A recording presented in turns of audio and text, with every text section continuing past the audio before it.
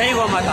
ನೀವು ಕರ್ನಾಟಕ ರಾಜ್ಯ ಸರ್ಕಾರದ ವತಿಯಿಂದ GKVK ಹಾಗೂ ಕೃಷಿ ಇಲಾಖೆ ವತಿಯಿಂದ ನಡೀತಾ ಇರುವಂತಹ ಕೃಷಿ ಮೇಳದಲ್ಲಿ ಇದ್ದೀರಾ. ನಾವು ಲೈವ್ ಡೆಮಾನ್ಸ್ಟ್ರೇಷನ್ ಕೊಡ್ತಾ ಇರುವಂಥದ್ದು ಹೇಗೆ ಪ್ರಕೃತಿ ಸಹಜವಾಗಿ ಎಕೋ ಫ್ರೆಂಡ್ಲಿ ಅಂತಾರಲ್ಲ, ಪ್ರಕೃತಿಗೆ ಹಾನಿ ಮಾಡದ ರೀತಿಯಲ್ಲಿ ಹೇಗೆ ಕಡಲೆಕಾಯಿ ಬೀಜದಿಂದ ಕಡಲೆಕಾಯಿ ಎಣ್ಣೆಯನ್ನು ತೆಗಿಬಹುದು. ಮತ್ತೆ ಆ ಗೋವು ಕೂಡ ತನ್ನ ಆಹಾರವನ್ನ ತಾನು ದುಡ್ಕೊಂಡು ತಿನ್ನುತ್ತೆ.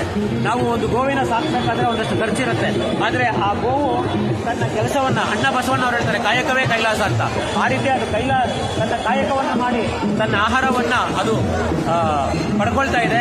ಇದರಿಂದ ನಾವೇನ್ ಪಡಿಬೇಕು ಅಂದ್ರೆ, ಮನುಷ್ಯರಾದವರು ತಮ್ಮ ಅನ್ನವನ್ನ ತಾವೇ ದುಡ್ಕೊಂಡು ತಿನ್ಬೇಕು. ಯಾಕೆಂದ್ರೆ ದುಡ್ಡು ಕಡೆ ತನಕ, ಆದರೆ ಇವರು ಕೊಟ್ಟಿರುವಂತ ದುಡ್ಡು ಇರೋ ತನಕ ಅಂತಾರೆ. ಈ ಕಾರಣದಿಂದ ನಾವು ಪ್ರಕೃತಿಗೆ ಹಾನಿ ಮಾಡದೇ ಇರೋ ರೀತಿಯಲ್ಲಿ ಸ್ವಪ್ರಯತ್ನದಿಂದ ಆರೋಗ್ಯಕ್ಕೆ ಹಿತವಾದಂತಹ ಎಣ್ಣೆಯನ್ನು ತಯಾರಿಸಿ, ಯಾಕೆಂದ್ರೆ ಕರೆಂಟ್ ಬರೋಕ್ಕೆ ಮುಂಚೆಯಿಂದ ಕೂಡ ನಾವು ಹಾಲು, ಮೊಸರು, ತುಪ್ಪ, ಎಣ್ಣೆ ಎಲ್ಲ ತಿಂತಾ ಇದ್ವಿ. ಆದರೆ ಅದೆಲ್ಲ ಸಹಜವಾಗಿರ್ತಾ ಇತ್ತು, ಈ ರೀತಿ ಇರ್ತಾ ಇತ್ತು. ಹಾಗಾಗಿ ಯಾರ್ಯಾರಿಗೆ ಆರೋಗ್ಯ ಬೇಕೋ, ಯಾರ್ಯಾರಿಗೆ ಜೀವನದಲ್ಲಿ ನಾವು ಯಶಸ್ಸು, ಕೀರ್ತಿ ಪಡಿಬೇಕು ಅಂತಿದ್ರು, ನಿಮ್ಮ ಮೆಂಟಲ್ ಹೆಲ್ತ್ ಮತ್ತೆ ಫಿಸಿಕಲ್ ಹೆಲ್ತ್ ಆರೋಗ್ಯವಾಗಿ ಚೆನ್ನಾಗಿರಬೇಕು ಅಂತಂದ್ರೆ ಶುದ್ಧವಾದಂತಹ ಗಾಣದಿಂದ ತಯಾರು ಮಾಡಿದಂತಹ ಪದಾರ್ಥಗಳನ್ನ ಉಪಯೋಗಿಸಿ ಶುದ್ಧವಾದ ತುಪ್ಪ ಇದೆ. ಎಲ್ಲದಕ್ಕಿಂತ ಹೆಚ್ಚಾಗಿ ಇದು ರೈತರಿಗೋಸ್ಕರ ರಾಜ್ಯ ಸರ್ಕಾರ ಕೊಟ್ಟಿರುವಂತಹ ಒಂದು ಅಮೂಲ್ಯ ಕೊಡುಗೆ ಯಾವುದು ಅಂತಂದ್ರೆ ಈ ಕೃಷಿ ಇಲಾಖೆ ಕಡೆಯಿಂದ ಇದನ್ನ ಕೃಷಿ ಮೇಳ ಅಂತಾರೆ. ಈ ಕೃಷಿ